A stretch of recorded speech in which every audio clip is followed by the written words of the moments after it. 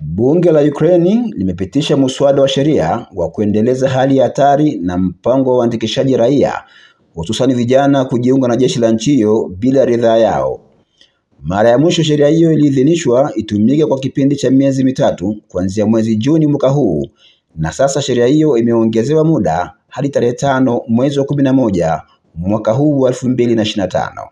Uamuzi huo umepitishwa kwa kura 320 za wabunge waliounga mkono muswada wa kuendeleza hali ya hatari, na bunge 304 wakaidhinisha muswada unaohusu ujumuishaji wa jumla.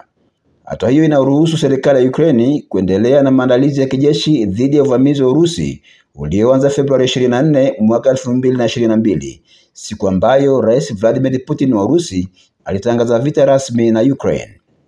Hata hivyo, tangu kuanza kwa zoezi hilo la uandikishaji bila ridhaa jeshini mwaka 2022, idadi kamili ya vijana walioandikishwa kwenye mfumo wa jeshi haijawekwa wazi na serikali ya Ukraine kwa sababu za kiusalama. Kwa mujibu wa takwimu za hivi karibuni kutoka kwa wabunge wa Ukraine, zinaonyesha kuwa wastani wa takribani wanajeshi 30,000 huunganishwa kila mwezi kupitia mfumo wa mobilization na uandikishaji wa kawaida.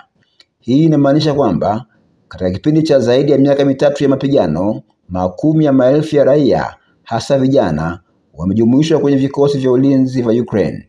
Hatua ya kuendeleza hali ya hatari na uandikishaji jeshini bila hiari unatazama kama nyenzo muhimu ya kuimarisha ulinzi wa taifa, huku mapigano yakiendelea kuwa makali katika maeneo ya mashariki na kusini mwa Ukraine.